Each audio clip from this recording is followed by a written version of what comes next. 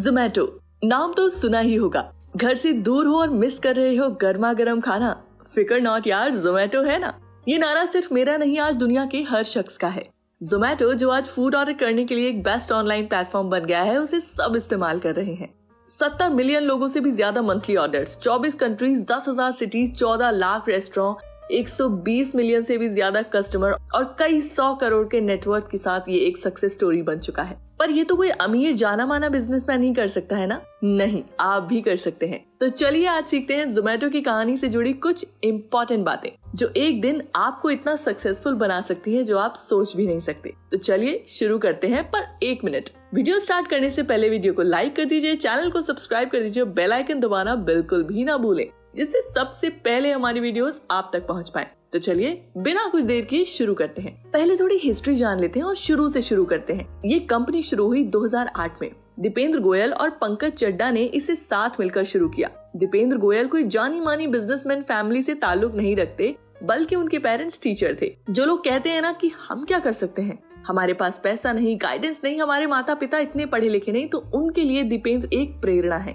जरूरी नहीं लाइफ में आपको सब कुछ मिले, आपका जीवन एक बड़ा तोहफा है और इसे इस्तेमाल करके आप कुछ भी बड़ा कर सकते हैं। चमत्कार भी हो सकते हैं अगर आपको खुद पर विश्वास हो। तो दीपेंद्र ने IIT से पढ़ाई पूरी करके कंसल्टेंट कंपनी में जॉब की। जब वो कंपनी में जॉब करते थे तो अपना खाना बाहर से ऑर्डर करते थे। वहाँ उन्हें खाना ऑर्डर करने के लिए अलग अलग रेस्टोरेंट के मेन्यू कार्ड लाकर दिए जाते थे, जिससे बहुत कंफ्यूजन क्रिएट होती थी। उन्होंने इस प्रॉब्लम के बारे में ध्यान से सोचा और एक सोल्यूशन निकाला। सारे मेन्यू कार्ड का एक डेटा, एक वेबसाइट बना दी ताकि कंपनी के लोग एक ही जगह सारा फूड मेन्यू देख सकें। दूसरी चीज जो बिजनेस में उठने के लिए बहुत इंपॉर्टेंट है, वो यही है कि आप अपने आसपास की चीजों को ध्यान से ऑब्जर्व करें और उन प्रॉब्लम्स का सोल्यूशन करें जो आपके आसपास आपको नजर आती हैं। बिजनेस का या एंटरप्रेन्योरशिप का मतलब ही है कि हम प्रॉब्लम्स के सोल्यूशन को निकालें। छोटी मोटी चीजों के सोल्यूशन से भी हम एक दिन बड़े मुकाम पर पहुंच सकते हैं। ऑफिस वालों के साथ साथ उनके दोस्त और घर वाले भी अब इस वेबसाइट को विजिट करने लगे। जब धीरे धीरे लोगों की तादाद बढ़ती गई तो दीपेंद्र ने अपने एक दोस्त को भी इसमें शामिल किया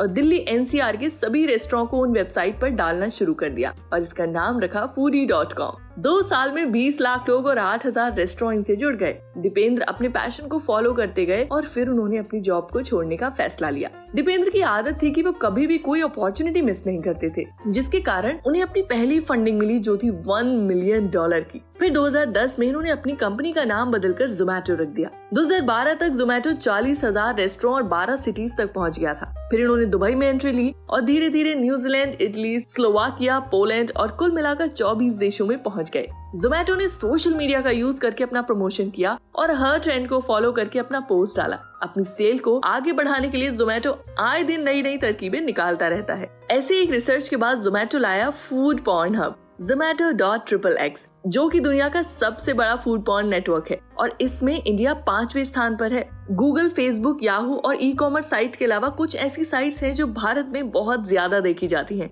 इन साइट्स पर जोमैटो ने अपना प्रमोशन शुरू किया। इस तरकीब को फॉलो करके जोमैटो ने अपनी सेल्स डबल करवा ली। जोमैटो का कहना है कि उनका मिशन यह सुनिश्चित करता है कि किसी को भी खराब खाना ना मिले। दीपेंद्र एक बहुत ही जीनियस और लीडरशिप माइंडसेट रखने वाले व्यक्ति हैं, जिन्होंने अपने बिजनेस पर बखूबी ध्यान दिया और एक बड़े विजन के साथ आगे बढ़ते चले गए। उन्होंने मार्केट की हर एक चीज को बारीकी से समझा और उसे अपनी कंपनी पर लागू किया। दीपेंद्र ने रुकना नहीं सीखा और अचीवमेंट की ओर बढ़ते चले गए। हमारी जिंदगी में 2 पहलू हैं, अच्छा भी और बुरा भी। जब हम कहीं काम करते हैं तो सक्सेस और फेलियर दोनों ही मिलते हैं। वहीं दीपेंद्र के साथ भी हुआ। 2008 से 2020 तक कंपनी को बहुत लॉस हुआ, पर उन्होंने हार नहीं मानी, आगे बढ़ने का सोचा, प्रॉब्लम के सोल्यूशन निकाले, मार्केट पर अच्छे से रिसर्च की और क्लाउड किचन का आइडिया निकाला। क्लाउड किचन एक मास्टरमाइंड आइडिया है जिसमें जोमैटो को लोगों को बैठाकर नहीं खिलाना, बस अपना फूड बनाकर डिलीवर करना है। अगर बिजनेस में सक्सेसफुल होना है दोस्तों, तो आपको मार्केट की पूरी रिसर्च करनी चाहिए और देखना चाहिए कि आने वाले 5 से 10 सालों में क्या होगा, लोगों को क्या पसंद आएगा और किस चीज की डिमांड ज्यादा हुई। दीपेंद्र को ये सब बखूबी पता था, तभी वे जोमैटो को इस मुकाम पर ला पाए और भारी लॉस के बाद भी उसे स्टेबल कर लिया।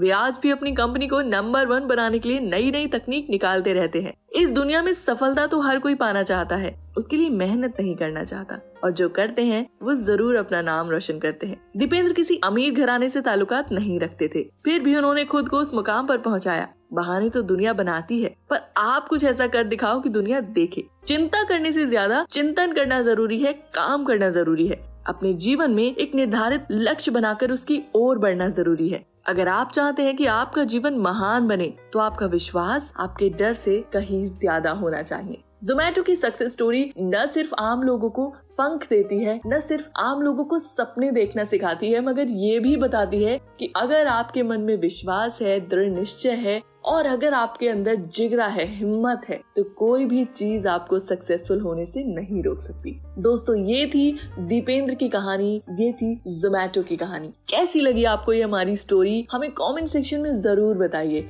और हाँ, अगर आप चाहते हैं कि हम आपके पसंदीदा किसी टॉपिक पर वीडियो बनाएं, तो हमें कमेंट सेक्शन में सुझाव भी दीजिए। तब तक के लिए अपना ख्याल रखिए। धन्यवाद।